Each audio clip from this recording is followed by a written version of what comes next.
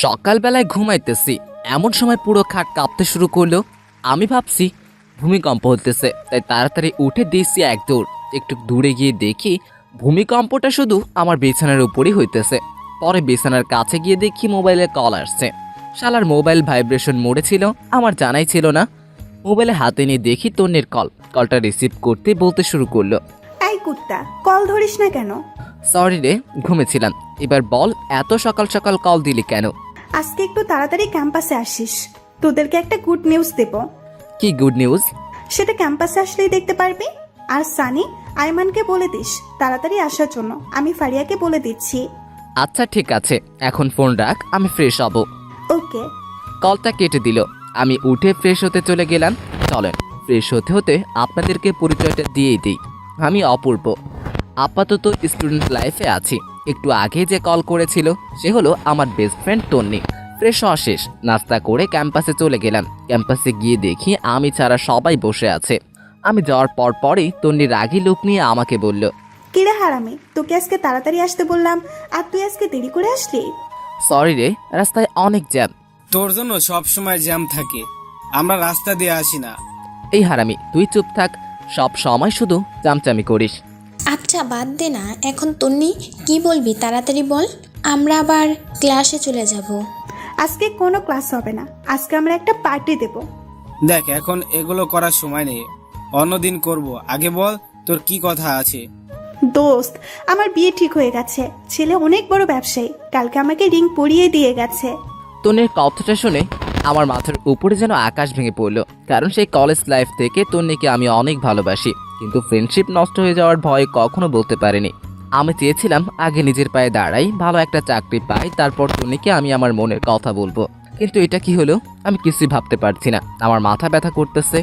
এদিকে সানি, আয়মান এবং ফারিহা তন্নিকে শুভেচ্ছা জানাচ্ছে। আমার নিরাপত্তা দেখে তন্নি বলল, কিরে, তোর আবার কি হয়েছে? তুই খুশি হসনি? আমি তাড়াহুড়ো করে বললাম, আমি অনেক খুশি হয়েছি। তাহলে তুই এভাবে চুপ করে দাঁড়িয়ে আছিস কেন? দোস্ত, তুই সত্যি বিয়েটা করবি? অবশ্যই, এর থেকে ভালো ছেলে আর কোথায় পাবো বল? আর তাছাড়া বিয়ের বয়স হয়ে গেছে। চুপ করে দাঁড়িয়ে রইলাম। আচ্ছা বাদ দে তো, এখন বল বিয়ে কখন? এই তো আগামী শুক্রবার, তোরা সবাই অবশ্যই আসবি। এই নে কার্ড। এই কথা বলে তন্নি আমাদের সবাইকে একটা করে কার্ড দিল। আমার কেন জানি বুকটা ফেটে কান্না আসছে। মনে হচ্ছে আমার জীবন থেকে অনেক বড় কিছু একটা চলে যাচ্ছে। নিজের অজান্তেই চোখের কোণে পানি চলে আসলো। আমার এমন অবস্থা দেখে তন্নি বলল, কিরে, কি হয়েছে তোর? কাঁদছিস কেন? আমি তাড়াতাড়ি চোখের পানি মুছে বললাম, আরে না, এমনি। তোর বিয়ে হবে শুনে খুশিতে চোখে পানি চলে আসলো। পাগল। আচ্ছা শোন, রায়হান কল দিচ্ছে, আমি একটু বাইরে যাচ্ছি, তোরা থাক। রায়হানটা আবার কে? তোদের দুলাভাই। আচ্ছা থাক, পরে কথা হবে। আল্লাহ হাফেজ। কথাটা বলে তন্নি চলে গেল। আমি অবাক দৃষ্টিতে ওর চলে যাওয়ার দিকে তাকিয়ে আছি। আস্তে আস্তে চোখটা ঝাপসা হয়ে গেল, মনে হয় আবারও পানি এসে জমা হয়ে গেছে। এমন সময় ফারিহা বলল, আচ্ছা আমি ক্লাসে যাচ্ছি, তোরা কেউ যাবি? তুই যা, আমরা একটু পরে আসি। আচ্ছা ঠিক আছে। ফারিহা চলে গেল। তারপর সানি ও আয়মান আমার কাছে এসে বলল, কিরে, ঘটনা কি? কিসের ঘটনা? তোর চোখে পানি কেন? এমনি চোখে পানি চলে আসছে। তুই কি ভাবছিস আমরা কিছুই বুঝতে পারি না? আমরা তোর বন্ধু হয়ে, বুঝলি? এখনো সময় আছে, বলে দে যে তুই তন্নিকে ভালোবাসিস। কি সব বলছিস তোরা? দেখ, এখন এসব নাটক করার সময় নাই। যদি সত্যি ভালোবাসিস তাহলে তাকে বলে দে, কিছুই হবে না, আমরা আসি। আমি আর কোনো কিছু না বলে ক্যাম্পাস থেকে বের হয়ে বাসায় চলে আসলাম। এরপর রুমে গিয়ে শুয়ে পড়লাম। তনির কথা ভাবছি আর চোখ দিয়ে বৃষ্টি পড়তেছে। ওর কথা ভাবতে ভাবতে কখন যে ঘুমিয়ে পড়লাম মনে নেই। ঘুম থেকে উঠে দেখি সন্ধ্যা হয়ে গেছে। সেই 11টা বাজে ঘুমিয়েছি আর এখন সন্ধ্যা। ঘুম থেকে উঠেছি, তনির কথা মাথা থেকে কিছুতেই যাচ্ছে না। এরই মধ্যে আম্মু আমার রুমে আসলো আর বলল, কিরে, এই অবস্থা হয়েছে কেন তোর? কি হয়েছে আমার? চোখ মুখ লাল হয়ে আছে, দেখে মনে হচ্ছে তুই কান্না করেছিস। আরে কি যে বলো না মা, আমি কেন কান্না করব? অসময়ে ঘুমিয়েছি, তাই হয়তো চোখ লাল হয়ে আছে। পানি দিলে ঠিক হয়ে যাবে। আচ্ছা ফ্রেশ হয়ে আয়, আমি চা নিয়ে আসছি। এরপর ফ্রেশ হয়ে চা খেয়ে ছাদে চলে গেলাম। ছাদের এক কোণে গিয়ে বসলাম আর আকাশের যাত্রার দিকে অপলক দৃষ্টিতে তাকিয়ে রইলাম। মনের মধ্যে শুধু তন্নির সাথে কাটানোর সময়গুলি উকি দিচ্ছে। খুব ইচ্ছে করে চিৎকার করে বলি, তন্নি, আমি তোমাকে অনেক ভালোবাসি, কিন্তু পারছি না। মনের মধ্যে অজানা একটা ভয় চেপে রেখেছে। একটু পর দেখলাম তন্নি কল করেছে। কলটা ধরতে ইচ্ছে করছিল না, কয়েকবার দেওয়ার পর রিসিভ করলাম। কিরে, তুই কল রিসিভ করছিস না কেন? একটু ব্যস্ত ছিলাম, কি বলবি বল। শোন দোস্ত, কালকে আমরা শপিং করতে যাব, তুইও আমাদের সাথে যাবি। সরি রে, আমি পারবো না, তুই সানি অথবা আইমানকে নিয়ে যা, তাছাড়া ফারিহা তো তোর সাথেই আছে। ওরা কেউ যাবে না, প্লিজ তুই চল। দেখ, আমার একটু কাজ আছে, আমি যেতে পারবো না। আমি এত কিছু বুঝি না, তুই আমাদের সাথে যাবি। এই কথা বলে কলটা কেটে দিল। এমনিতে ওর জন্য অনেক কষ্ট হচ্ছে, এর মধ্যে যদি শপিংয়ে যাই তাহলে মাথা খারাপ হয়ে যাবে। মাথায় কিছুই ঢুকছে না, যা হওয়ার তা পরে হবে। আমি কালকেই তন্নিকে আমার মনের কথা বলে দিব। পরের দিন ঘুম ভাঙলো তন্নির কলে। মোবাইলটা হাতে নিয়ে দেখি 20টা কল দিয়েছে। তাড়াতাড়ি ঘুম থেকে উঠে একটা টেক্সট পাঠালাম, আমি আসছি। সারাদিন তন্নির সাথে শপিং করলাম, কথাগুলো বলতে চেয়েও পারলাম না, কেমন জানি অস্বস্তি লাগছে। তন্নির দিকে খেয়াল করলাম, দেখলাম ও অনেক খুশি। এখন কথাগুলো কিভাবে বলবো, যদি ফ্রেন্ডশিপটাই নষ্ট করে ফেলে। আমি আর কিছু না বলে বাসায় চলে আসলাম। চিন্তা করলাম এখানে আর থাকবো না, চোখের সামনে তন্নিকে অন্য কারো হাতে তুলে দিতে পারবো না। মনে মনে সিদ্ধান্ত নিলাম তন্নিকে সব খুলে বলবো। যদি সে রাজি হয় তাহলে এখানে থেকে যাব, আর না হলে দেশের বাইরে চলে যাব। তাড়াতাড়ি করে আম্মুর কাছে গেলাম, গিয়ে বললাম, আম্মু আমি দেশের বাইরে চলে যাব, এখানে আর পড়ালেখা করব না। তুই না বলেছিলি এখানে বন্ধু বান্ধবদের সাথে থাকবি, বাইরে যাবি না? সেটা আগে বলেছি, এখন আমি আর দেশে থাকবো না। তুমি আব্বুকে ভিসা প্রসেসিং করতে বলো, আমি শুক্রবারের আগেই চলে যেতে চাই। এত তাড়াতাড়ি কি হবে, সময় লাগবে। এত কিছু আমি জানি না, আমি শুক্রবারের আগেই যেতে চাই। আচ্ছা, তোর আব্বু বাসায় আসুক, আমি তার সাথে কথা বলবো। এরপর আমি আর কিছু না বলে সোজা নিজের রুমে চলে গেলাম। বসে বসে ভাবতে লাগলাম, তন্নি কি আমাকে মেনে নিবে নাকি আমাদের বন্ধুত্বটাই নষ্ট করে দিবে। যেটা হবে হোক, আমাকে বলতেই হবে। এইভাবে 2 দিন কেটে গেল। তন্নির বিয়ের তারিখ চলে আসলো। বৃহস্পতিবার বিকেল বেলায় সানি আর আইমান আমাদের বাসায় এসে বসে আছে, কারণ একসাথে তন্নির হলুদে যাবে বলে। আমার মোবাইল বন্ধ দেখে বাসায় চলে আসছে। সানি আইমান দুজনে বসে বসে বাবার সাথে কি যেন আলাপ করতেছে। আমি সেখানে যাওয়ার সাথে সাথে আমাকে দেখে সবাই চুপ হয়ে গেল। তারপর বাবা আমাকে বলল, তন্নির বিয়ে আগে বলতি, তোর ফ্লাইট কয়েকদিন পরে করতাম। আমি কিছু না বলে উঠে চলে যাচ্ছিলাম, এমন সময় বাবা বলে উঠল, শোন, কোথায় যাচ্ছিস? বাবা ওদের সাথে যাচ্ছি। আচ্ছা যা, তাড়াতাড়ি আসিস, কথাটা যেন মাথায় থাকে। সানি আর আইমান আমাদের কথা শুনে হাঁ করে এক দৃষ্টিতে তাকিয়ে আছে, হয়তো ভাবতেছে এত অল্প সময় কিভাবে কি করলাম এবং ওদের না জানিয়ে। এরপর আমি রেডি হয়ে ওদের সাথে তন্নিদের বাসায় চলে গেলাম। ওইখানে যাওয়ার পরে আমাদের আরও অনেকগুলো বন্ধুকে দেখলাম। সানি আর আইমান ব্যস্ত হয়ে গেছে, আমি একপাশে গিয়ে বসে আছি আর তন্নিকে খুঁজছি, কিন্তু দেখছি না। মনে হয় সাজতেছে। একটু পর তন্নি বের হয়ে আসলো, সাথে আরও কয়েকজন মেয়ে ছিল। আজকে তন্নিকে অনেক সুন্দর লাগছে, যে কেউ দেখলেই প্রেমে পড়ে যাবে। আমারও আর ব্যতিক্রম কিছুই হলো না। তন্নির দিকে হাঁ করে তাকিয়ে রইলাম। কিছুক্ষণ পর তন্নির ধাক্কায় বাস্তবে ফিরে আসলাম। কিরে, এইভাবে হা করে কি দেখছিস? কিছু না তন্নি, তোর সাথে আমার কিছু সিরিয়াস কথা আছে। কি কথা বল। এখানে না, সাদে চল। এখন সাথে যাব? আচ্ছা ঠিক আছে, চল। তারপর আমি আর তন্নি সাদে চলে গেলাম। সাদে গিয়ে আমি চুপচাপ দাঁড়িয়ে রইলাম। আমার নীরবতা দেখে তন্নি বলল, কিরে চুপ কেন, কি বলবি তাড়াতাড়ি বল, আমার নিচে অনেক কাজ আছে। তন্নি তোকে আমি ভালোবাসি, যেদিন তোকে প্রথম দেখেছি সেদিন থেকে। আর তোর আর আমার ফ্রেন্ডশিপ নষ্ট হয়ে যাওয়ার ভয়ে আমি এতদিন কিচ্ছু বলিনি। দেখ, এখন মজা করার সময় না, কি বলবি বল, আমি নিচে চলে যাচ্ছি। তন্নি বিশ্বাস কর, আমি তোকে সত্যি অনেক ভালোবাসি। দেখ, ফাজলামি বন্ধ কর, নাটক দেখতে দেখতে তুইও নাটক শুরু করে দিয়েছিস। সত্যি তোকে আমি অনেক ভালোবাসি তন্নি, তোকে ছাড়া আমার জীবন কল্পনা করতে পারি না। প্লিজ তুই বিয়েটা বন্ধ করে দে। দেখ, তোর ড্রামা বন্ধ কর, কালকে আমার বিয়ে আর তুই বলছিস বিয়ে বন্ধ করে দিতে। ছি, তুই এত নিচু আগে জানতাম না, তুই জাস্ট আমার ফ্রেন্ডের চাইতে বেশি কিছু না। আমি তোকে অনেকবার বলতে চেয়েও বলতে পারিনি, আমি সত্যি বলছি রে, আমি তোকে অনেক ভালোবাসি। এই কথাটা বলে আমি তন্নির গালে একটা কিস বসিয়ে দিলাম, আর সেই রাগে ভাবে আমার দিকে তাকে অনেক জোরে একটা ধাক্কা দেয় এবং ঠাস ঠাস করে 2 গালে চড় বসিয়ে দেয়, আর বলতে থাকে, সে আমার ভাবতেই অবাক লাগে, আমি তোর মতো ছেলের সাথে ফ্রেন্ডশিপ করেছি, তাও আবার বেস্ট ফ্রেন্ড। চুপ করে রইলাম। কালকে আমার বিয়ে আর তুই আজকে এসেছিস আমাকে প্রপোজ করতে, তোর কি একটু লজ্জা শরম নেই নাকি? তুই আমার কথাটা একবার শোন। তোর কোনো কথা আমি শুনবো না, তুই এখনই আমাদের বাসা থেকে চলে যা, তোকে যেন আর কোনো দিন আমার সামনে না দেখি। তোর আর আমার ফ্রেন্ডশিপ এখানেই শেষ। আজ থেকে কোনো ধরনের যোগাযোগ করার চেষ্টা করবি না। তন্নি প্লিজ আমার কথাটা শোন। তোর সাথে আমার কোনো কথা নেই, তুই এখান থেকে চলে যা, না হয় গলা ধাক্কা দিয়ে বের করে দেব। আমি আর কোনো কথা না বলে চোখ মুছতে মুছতে সেখান থেকে বের হয়ে চলে আসলাম। বাসায় এসে রেডি হয়ে বাবা আর আমি এয়ারপোর্টের উদ্দেশ্যে রওনা দিলাম। সানি আর আয়মানকে কিছু জানালাম না। এরপর এয়ারপোর্টে বাবার কাছ থেকে বিদায় নিয়ে চলে গেলাম দেশ ছেড়ে। অনেক কষ্ট হয়েছিল প্রিয় মানুষদের জন্য, কিন্তু আমি এখানে থাকলে হয়তো আরও বেশি কষ্ট পাবো। চলে যাওয়ার আগে নিজের ভার্চুয়াল জগতের সব কিছু ডিলিট করে দিলাম, একটা নাম্বারও ওপেন রাখলাম না। সেখানে গিয়ে কিছুদিন মন খারাপ করে বসেছিলাম। পরে নতুন ক্যাম্পাস, নতুন বন্ধু পেয়ে তনির কথা প্রায় ভুলেই গেলাম এবং আস্তে আস্তে নিজেকে মানিয়ে নিলাম। দেখতে দেখতে প্রায় 2 বছর চলে গেল। আমার পড়ালেখাও শেষ। চিন্তা করলাম এখানেই একটা চাকরি করব, কিন্তু সেটা আর হলো না। আব্বু আম্মু কল দিয়ে কান্না করতেছে। আব্বুকে অনেকবার বলেছি আমি এখানে একটা চাকরি করব, কিন্তু আব্বু বলল নিজেদের ব্যবসা দেখাশোনা করার জন্য। সেদিন রাতে বসে বসে ল্যাপটপ নিয়ে কিছু কাজ করছি, এমন সময় বড় খালা আসলো। আমি বিদেশে বড় খালার বাসায় ছিলাম আর এখানে থেকেই পড়ালেখা করেছিলাম। আমার রুমে খালাকে দেখে বললাম, খালামণি ঘুমাওনি এখনো? না রে বাবা, ঘুম আসে না। তুই কি করছিস? কিছু না খালামণি, একটু কাজ করতেছি। কিছু বলবে? বাবা, একটা কথা বলতাম, যদি তুই অনুমতি দিস। আরে কি আজব, আমার সাথে কথা বলতে তোমার অনুমতি লাগবে নাকি? বলো কি বলবে। দেখ বাবা, আমার কোনো সন্তান নাই, তুই আমার নিজের সন্তানের মতো। তুই যেদিন এখানে এসেছিলি সেদিন আমি কি পরিমাণে খুশি হয়েছি বলে বোঝাতে পারবো না। আমি ভাবছি তোকে সারা জীবনের জন্য আমার কাছে রেখে দিব, কিন্তু সেটা অসম্ভব। কেন অসম্ভব? আমি তোমাকে ছেড়ে কোথাও যাব না।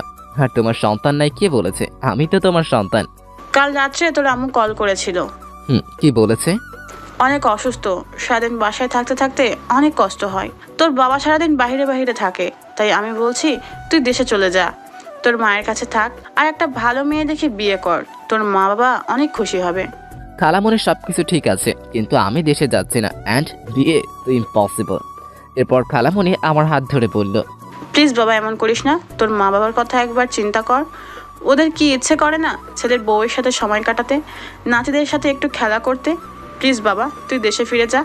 প্রয়োজনে মাঝে মাঝে এখানে আসিস, কিছুদিন থাকবি, ঘুরবি, ভালো লাগবে। প্লিজ বাবা, না করিস না। খালামণি এই কথাটা বলেই আমার হাতে একটা টিকিট ধরিয়ে দিল। আমি অবাক হয়ে জিজ্ঞেস করলাম, খালামণি এটা কখন করলে? তোর এত কিছু জানার দরকার নেই। আর শোন, আমি কিছু জিনিস কিনে রেখেছি, ওগুলো নিয়ে যাবি। এখন ঘুমা। পরের দিন সবকিছু রেডি করে খালামণির থেকে বিদায় নিয়ে চলে আসলাম দেশে। বাবা মা আগে থেকেই এয়ারপোর্টে ছিল। আমাকে দেখেই কান্না শুরু করে দিল। মায়ের দিকে তাকিয়ে আমি অবাক হয়ে গেলাম, কারণ মা অনেক অসুস্থ হয়ে গেছে, ঠিকমতো দাঁড়াতে পারছে না। বাবার অবস্থাও আগের মতো নেই। এরপর বাবা আর মায়ের সাথে বাসায় চলে আসলাম। বাসায় এসে খাবার খেয়ে ঘুমিয়ে পড়লাম। ঘুম থেকে উঠে আগের সিম কার্ডটা আবার ওপেন করলাম। কল আর মেসেজে এসে পুরো সিম ফুল হয়ে গেছে। তবে একটা জিনিস দেখে খারাপ লাগলো, টুন্নি কত দূরের কথা, একটা মেসেজও দেয়নি। হয়তো অনেক খুশিই আছে, তাই আমাকে আর প্রয়োজন মনে করেনি। চোখের কোণে পানি এসে জমা হয়ে গেল। এরপর আমি সানির নাম্বারে কল দিলাম। কয়েকবার দেওয়ার পর কল ধরে সানি বলতে শুরু করলো, কিরে তুই বেঁচে আছিস? কেন, মরলে খুশি হতি নাকি? এই শালা কথা বলবি না তুই, তোর সাথে কোনো কথা নাই, আমি তোর কেউ না। প্লিজ ভাই রাগ করিস না, তোকে আমি সবকিছু বলবো। কিছু বলতে হবে না তোর, তুই তোর মতো থাক।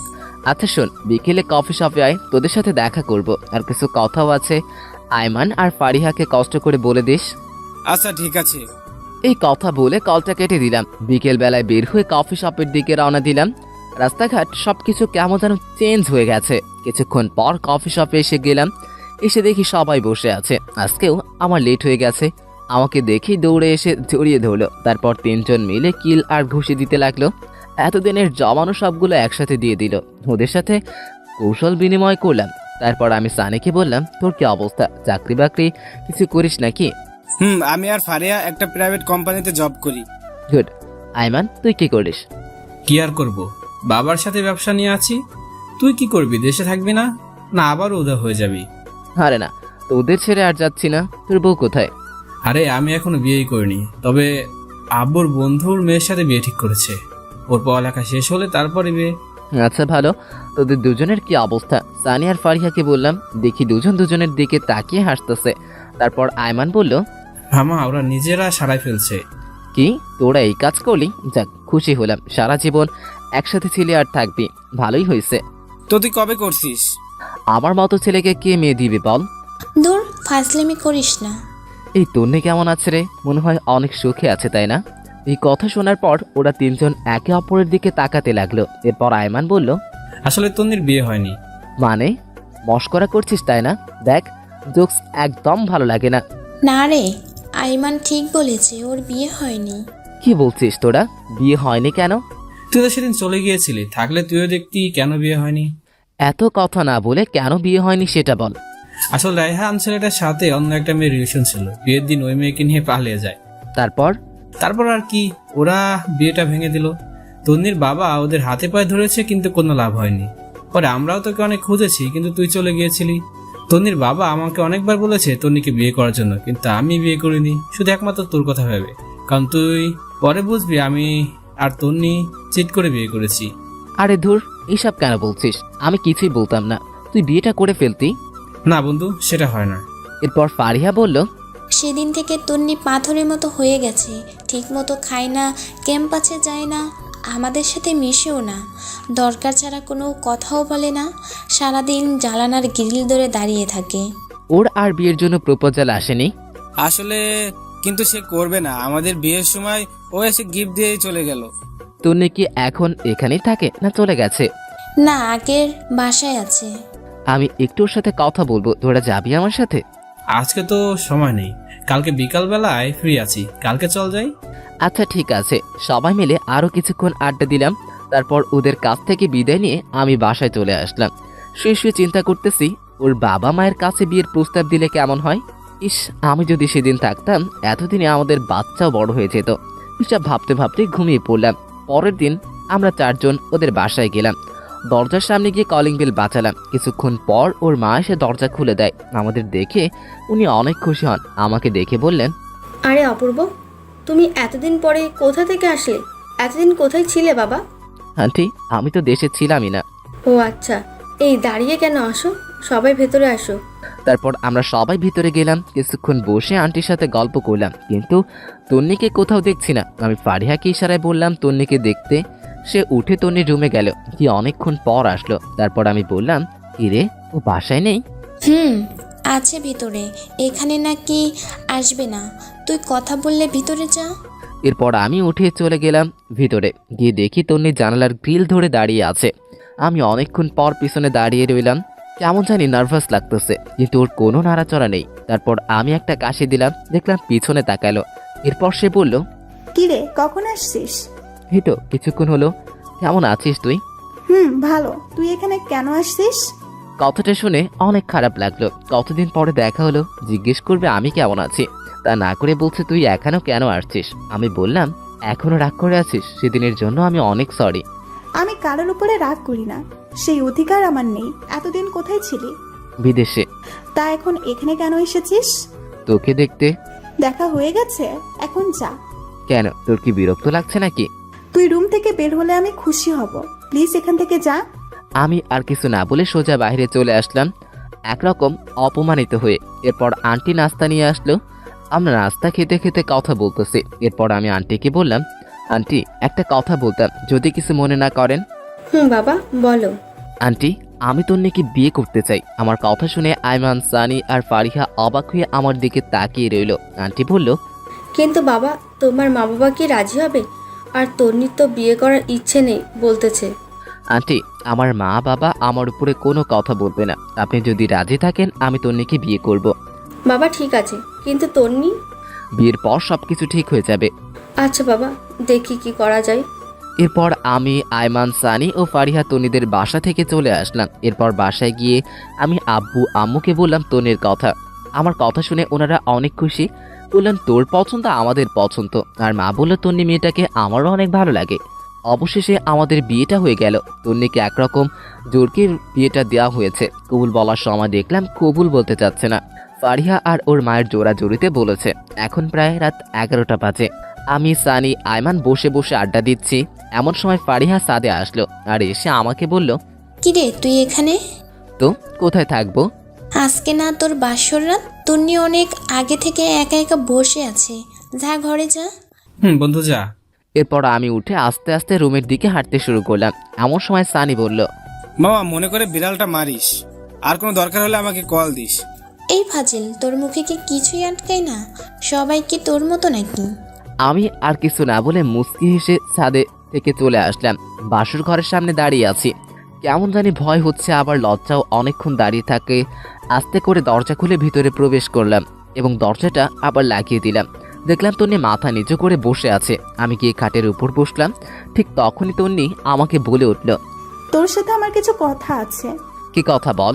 আর শোন, আজকে থেকে আমি তোর স্বামী, সুতরাং তুই করে বলবি না, তুমি করে বলবি এবং আমিও বলবো। দেখ, তোকে আমি কখনো স্বামী হিসেবে মেনে নিতে পারবো না। তুই জাস্ট আমার ফ্রেন্ড। তাহলে বিয়েতে মত দিলি কেন? তোর কি ধারণা আমি নিজের থেকে মত দিচ্ছি? জীবনেও না। মা আমাকে ওনার মরার কসম দিয়েছে, সেজন্য আমি বিয়েটা করছি। তোর মায়ের কসমের জন্য আমার জীবনটা নষ্ট করবি নাকি? সুতরাং তুই এখন কি চাস? তুই জীবনে আমার কাছে স্বামীর অধিকার দেখাতে পারবি না। তুই তোর মতো আর আমি আমার মতো করে থাকবো। ওকে, আমি তোর উপর কোনো অধিকার খাটাবো না। অন্তত আমার মা বাবার সামনে একটু নাটক করিস, না হলে ওনারা অনেক কষ্ট পাবে। চেষ্টা করব। আমি আর কিছু না বলে খাটে ঘুমাতে যাব, ঠিক সেই সময় তন্নি আবারও চিৎকার দিয়ে উঠে আর আমাকে বলতে শুরু করে, কি করছিস তুই? কি করলাম? ঘুমোতে যাচ্ছি। ঘুমাবি ভালো কথা, কিন্তু খাটে কেন? তাহলে কোথায় ঘুমোবো? যেখানে খুশি সেখানে ঘুমা, দরকার হলে সোফায় গিয়ে ঘুমা, বাট খাটে ঘুমাতে পারবি না।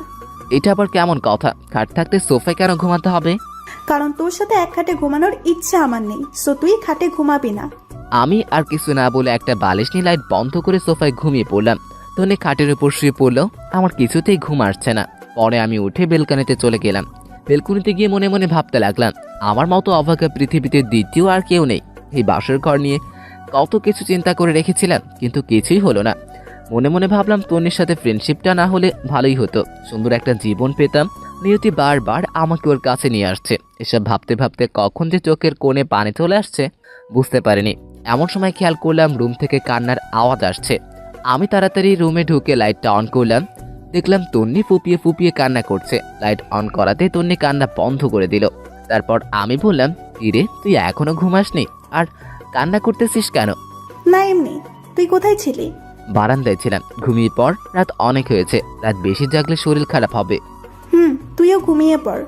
আমি আর কিছু না বলে লাইট বন্ধ করে দিলাম। খেয়াল করে দেখলাম ওর মোবাইলে রায়ান ছেলেটার ছবি। এবার বুঝতে পেরেছি তন্নি কেন কান্না করছে। হয়তো ছেলেটাকে অনেক ভালোবেসে ফেলেছে। তাই মনে মনে ভাবতে লাগলাম, বালিকা তুমি আমাকে চিনো না, আমি কোন জালের মাছ। তোমাকে আমার প্রতি দুর্বল করে তারপর প্রত্যেকটা কথার প্রতিশোধ নিব। কথাকার একটা ছেলের জন্য আমার ভালোবাসাকে 2 টাকার দাম দিচ্ছ না। এসব ভাবতে ভাবতে কখন যে ঘুমিয়ে পড়লাম মনে নেই। সকালবেলায় একটা মিস্টেক কাণ্ডে ঘুম ভাঙলো। তাকিয়ে দেখি তন্নি এইমাত্র গোসল করে আসছে। ওর চেহারাটা অনেক মায়াবী লাগছে। আমি অনেকক্ষণ তাকিয়ে থাকার পর তন্নি বলল, ওই এভাবে স্যাসরাদের মতো তাকিয়ে না থেকে তাড়াতাড়ি উঠে ফ্রেশ হয়ে নে। আম্মা এসে কয়েকবার ডেকে গেছে নাস্তা করার জন্য। আমি কোনো কিছু না বলে ওয়াশরুমে গেলাম। ফ্রেশ হতে হতে ভাবলাম তন্নি আমাকে জীবনেও মেনে নেবে না। ফ্রেশ হয়ে রুমে আসতেই দেখলাম তন্নির মনমরা হয়ে বসে আছে। তন্নি আমাকে দেখে নিচে চলে গেল। আমি রেডি হয়ে নিচে গেলাম। গিয়ে দেখি আমি ছাড়া সবাই বসে আছে। একসাথে নাস্তা করলাম। এরপর বাবা বললেন, নাস্তা করে দেখতো সানি আর আইমান কোথায়, ওদেরকে বাবুর্চির কাছে পাঠিয়েছিলাম। বাবার কথা শুনে আমি হাসতে শুরু করলাম। হ্যাঁ রে, আমার বন্ধুগুলা বাবুর্চির কাজ করছে। তারপর বাবা বললেন, না হেসে ওদের বাইরে গিয়ে দেখ। আর শোন, কালকে তাড়াতাড়ি উঠিস, অফিসের কলিগদের সাথে পরিচিত হবি, অফিস বুঝে নিবি। আমি আর যাব না। কিন্তু বাবা। কোনো কিন্তু না, যেটা বলছি সেটাই। তারপর নাস্তা করে সানি আর আয়মানকে খুঁজতে শুরু করলাম। বেশ ভালোভাবেই বৌভাতের অনুষ্ঠান শেষ হলো। এরপর রাতে যখন আবার ঘুমাতে যাই, গিয়ে দেখি তন্নি আগে থেকেই বিছানায় শুয়ে আছে। আমি কিছু না বলে ছাদে চলে গেলাম। সারা রাত ওখানেই কাটিয়ে দিলাম। পরের দিন সকালে নাস্তা করে বাবার সাথে অফিস চলে গেলাম। বাবা সবার সাথে পরিচয় করে দিলেন এবং এটাও বললেন আজ থেকে আমি ওদের বস। সবাই আমাকে অভিনন্দন জানালো। সেদিন সবার সাথে পরিচিত হয়ে বাসে চলে আসলাম। এইভাবে 1 সপ্তাহ চলে গেল। তন্নির সাথে আমার আর তেমন কথা হয় না, দরকার ছাড়া আর কোনো কথাই নেই। সেদিন সকালে নাস্তা করে অফিসে এসে কিছু দরকারি কাজ সেরে নিলাম। তারপর চেয়ারে গা এলি দিয়ে চোখটা বন্ধ করে রিল্যাক্স করতেছি। এমন সময় ইউসুফের কল। কিরে দোস্ত, কি অবস্থা? বিয়ে করে তো আমাদের ভুলে গেলি। আরে না, কি যে বলিস, তোদেরকে কেন ভুলবো? দোস্ত, তোর বিয়েতে আসতে পারিনি, আম্মু অসুস্থ ছিল, কিছু মনে করিস না। আরে না, কিছু মনে করিনি। তো বল, আন্টি কেমন আছে? আগের থেকে ভালো। তোর বাসার সবাই কেমন আছে? না রে দোস্ত, তেমন ভালো নেই। আব্বু আম্মু দুজনেই অসুস্থ। এক কাজ কর, ওনাদেরকে নিয়ে দূরে কোথাও থেকে ঘুরে আয়, যদি পারিস দেশের বাইরে চলে যা, ভালো লাগবে। ঠিক বলেছিস। আচ্ছা দেখি কি করা যায়। এই কথাটা বলে কলটা কেটে দিলাম। মনে মনে চিন্তা করলাম কোথা থেকে ঘুরে আসলে মন্দ হয় না। এগুলো ভাবতে ভাবতে দেখি টিফিনের সময় হয়ে গেছে। আমি হালকা কিছু খেয়ে নিলাম। এরপর চিন্তা করলাম তন্নিকে একটা কল দেই, খেয়েছে কিনা জিজ্ঞেস করি। এরপর তন্নিকে কল দিলাম। কিছুক্ষণ রিং হওয়ার পর কলটা ধরলো। বিরক্ত হয়ে বলল, কি ব্যাপার, তুই এই সময়ে কেন কল দিলি? না মানে খেয়েছিস কিনা জানার জন্য। দেখ, তোর আমাকে নিয়ে এত চিন্তা করতে হবে না, আমাকে আমার মতো থাকতে দে। এই কথা বলে কল কেটে দিল। বুঝতে পারলাম না তন্নি কেন আমার সাথে এমন ব্যবহার করে। আমি তোর ভালো চাই, তবুও সে কেন বোঝে না। না থাক, আজ থেকে আর ওর কেয়ার করবো না। ওর মতো ও থাকবে, আমার মতো আমি থাকবো। এগুলো চিন্তা করতে করতে আবারও কাজে মন দিলাম। রাতে বাসায় গিয়ে দেখলাম বাবা বসে বসে খবর দেখছে আর মা রান্নাঘরে। আমি বাবার সামনে গিয়ে দাঁড়ালাম। আমার দাঁড়িয়ে থাকা দেখে আব্বু বলল, কিরে কিছু বলবি? জি বাবা, একটা কথা বলার ছিল, যদি কিছু না মনে করো তাহলে বলতাম। আরে পাগল, আমার সাথে কথা বলতে তোর অনুমতি লাগবে নাকি? বল কি বলবি। আসলে বাবা বলছিলাম কি, সারাদিন অফিসের কাজ করতে করতে তোমাদেরকে সময় দিতে পারি না। চলো না আমরা সবাই মিলে কয়েকদিনের জন্য কোথাও থেকে ঘুরে আসি, সবার ভালো লাগবে। কথা ঠিক বলছিস, কিন্তু যাওয়া হবে না। কিন্তু কেন বাবা? গতকাল রাতে তো দাদুকে স্বপ্নে দেখেছিলাম কবরটা নাকি ভেঙে পুকুর হয়ে যাচ্ছে। তাই আমি আর তোর মা 10-15 দিনের জন্য গ্রামের বাড়িতে যাব। কয়েকজন হুজুর আর এতিমদের খাওয়ানোর ব্যবস্থা করব। যদি সুযোগ পাই কবরের চারপাশে দেয়াল করে দিয়ে আসবো। ও আচ্ছা, তাহলে তোমরা গ্রামে যাও, ঘুরে আসো, ভালো লাগবে। এই কথা বলে আমি রুমের দিকে চলে যাচ্ছি। এমন সময় আবার বাবা ডাক দেয়, শোন, তোর সাথে আমার কিছু কথা আছে। কি কথা বাবা বলো? বলছিলাম কি, তোর বিয়ের পর তো কোথাও ঘুরতে যাসনি, তুন্নি একা বাসায় বসে থাকে। তাই বলছি কি, তুই আর তুন্নি কোথাও থেকে ঘুরে আয়। না বাবা, তোমরা না গেলে আমরাও যাব না। আরে পাগল, আমরা যে কয়েকদিন গ্রামে বাড়িতে আছি সেই কয়েকদিন কোথাও থেকে ঘুরে আয়, ভালো লাগবে। কিন্তু বাবা অফিস? আমি ম্যানেজারকে বলেছি, সে দেখবে। আর শোন, তোর বড় খালার ওখানে চলে যা, তুই গেলে উনিও খুশি হবে। ওনার সাথে কথা বলে আমি সব ঠিক করে রেখেছি। তোর মায়ের কাছে তোদের দুজনের টিকিট রেখে দিয়েছি। এইগুলো আবার কখন করলে? এত কিছু জানার দরকার নেই, পরশু তোদের ফ্লাইট। আমি আর কোনো কথা না বলে মুচকি হাসি দিয়ে রুমে চলে গেলাম। আর মনে মনে ভাবতে লাগলাম, তন্নি কি রাজি হবে? যেই মেয়ে বিয়ের দিন রাতে আমাকে বলে স্বামী হিসেবে মেনে নিতে পারবে না, সে কি রাজি হবে বাইরে হানিমুনে ঘুরতে যেতে? ধুর, যা হবার তা পরে হবে। আগে কিছু খেয়ে নেই, অনেক খিদা লাগছে। তারপর হালকা নাস্তা করে নিলাম। কিন্তু তন্নিকে দেখছি না কোথাও। রান্নাঘরে গেলাম, সেখানেও নেই। আম্মুকে জিজ্ঞেস করলাম, আম্মু তন্নিকে দেখছি না, ও কোথায় গেছে? তন্নি একটু বাপের বাড়ি গেছে। আমিও আর না করিনি, সারাদিন বাসায় বসে থাকি। বাইরে থেকে ঘুরে আসলে মনটা একটু হালকা হবে। আর আমি তন্নিকে বলে দিয়েছি তুইও আজকে ওদের বাসায় যাবি, রাতটা ওখানে কাটাবি। সকাল হলে তন্নিকে নিয়ে বাসায় চলে আসবি। ধুর, আমি গিয়ে কি করব? এই তুই কি পাগল? মেয়েটা একা একা ওখানে গেছে, আর যদি একা একা আসে তাহলে ওদের বাসার সবাই কি ভাববে? আচ্ছা, আমি সকালে গিয়ে নিয়ে আসব। সকালে মানে? এখন যাবি? তুই যা, রেডি হয়ে আয়। কি আর করার, শেষ পর্যন্ত রেডি হয়ে ওদের বাসায় রওনা দিলাম। তন্নিকে অনেকবার কল দিলাম, কিন্তু সে কল ধরছে না। তারপর আমি আয়মান আর সানির সাথে চ্যাটিং করতে করতে ওদের বাসার সামনে চলে আসলাম। গাড়ি থেকে নেমে ওদের বাসার সামনে গিয়ে দাঁড়ালাম। তখন রাত প্রায় 9টা বাজে। তারপর ভিতরে গেলাম। আমাকে দেখে শ্বশুর শাশুড়ি অনেক খুশি হলেন। তাদের সাথে অনেকক্ষণ কথা বলে নিলাম। এরপর শাশুড়ি আম্মা বললেন, যাও বাবা, রুমে যাও। তন্নি রুমে আছে, ওখানে গিয়ে ফ্রেশ হয়ে নিচে আসো, আমি খাবার রেডি করছি। আচ্ছা ঠিক আছে। এই কথা বলে আমি তন্নির রুমের দিকে হাঁটা দিলাম। ওর দরজার সামনে গিয়ে শুনতে পেলাম রুম থেকে অনেক জোরে হাসির শব্দ আসছে। সবার থেকে ওর হাসিটা আলাদা, অনেকদিন পর সে হাসছে। আমি বাইরে থেকে উকি দিয়ে দেখলাম ওর কয়েকজন কাজিন বসে বসে গল্প করছে। তাদের মধ্যে একজন আমাকে দেখে ফেলে, তারপর বলে, আরে দুলা ভাই, আপনি আসছেন? আমরা আপনার কথাই বলছিলাম, আসুন ভিতরে আসুন। তারপর আমি ভিতরে গিয়ে অনেকক্ষণ তাদের সাথে গল্প করলাম। এরপর ওরা সবাই চলে গেল।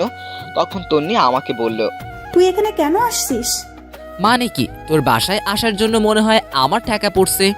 আম্মু আমাকে আসতে বলেছে। তন্নি মুখ বিরক্ত নিয়ে কিছু একটা বলতে যাবে, এমন সময় শাশুড়ি আম্মা এসে আমাদেরকে ডেকে নিয়ে গেলেন খাবার খাওয়ার জন্য। কিছু না বলে সোজা খেতে চলে গেলাম। খাবার টেবিলে বসে তো অবাক, এত খাবার! আসলে শ্বশুরবাড়ির রসের হাড়ি, সবগুলো খাবার আমার পছন্দের। এরপর খাবার শেষ করে রুমে এসে বিছানায় শুয়ে পড়লাম। কিছুক্ষণ পর তন্নি রুমে আসলো আর এসেই চেঁচামেচি শুরু করে দিল। কি রে, তুই বিছানায় শুয়ে আছিস কেন? তো কোথায় ঘুমোবো? তোর রুমে তো সোফা নেই। সোফা নেই তো কি হয়েছে, ফ্লোর আছে না, ফ্লোরে শুয়ে পড়। মানে ফ্লোরে শুয়ে পড়বো মানে? এত মানেটা না বুঝি না আমি, তোর সাথে এক বিছানায় ঘুমাতে পারবো না। কেন ঘুমাতে পারবি না? শোন, বিয়েটা যেভাবেই হোক এখন আমি তোর স্বামী, আর তোর ভয়ের কিছু নেই। আমি তোমায় কিছুই করব না। সেটা যদি না হয় তাহলে তুই নিজে ফ্লোরে শুয়ে পড়। ফ্লোরে আমার ঘুম আসে না। আমার খুব বিরক্ত লাগতেছে মেয়েটার কর্মকাণ্ড দেখে। ইচ্ছে করছে কানের নিচে দুইটা দিয়ে দিই। এরপর সে আবার বলতে শুরু করলো। এই শোন, এটা আমার রুম, সো বিছানাটাও আমার বিছানায় আমি ঘুমাবো।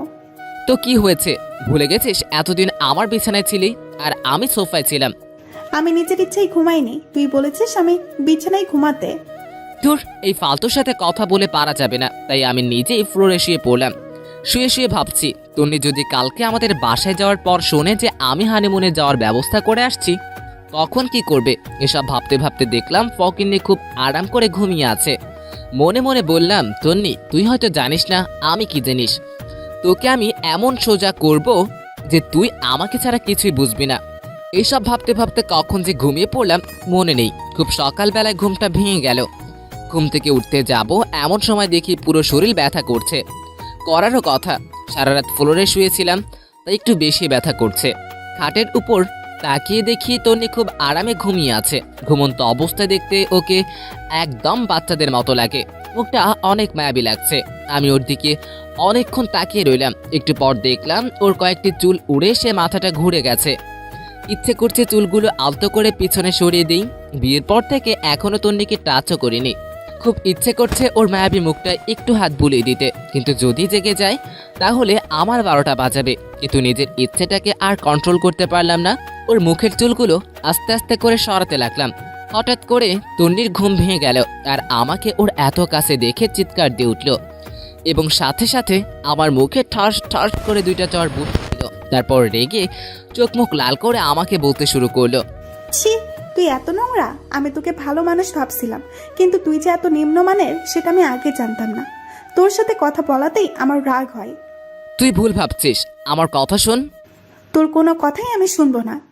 এমন সময় তন্নির আম্মু এসে আমাদেরকে ডাক দিল আর বলল তাড়াতাড়ি নিচে যেতে, নাস্তা রেডি। এরপর আমি আর কোনো কিছু না বলে সোজা ওয়াশরুমে চলে গেলাম।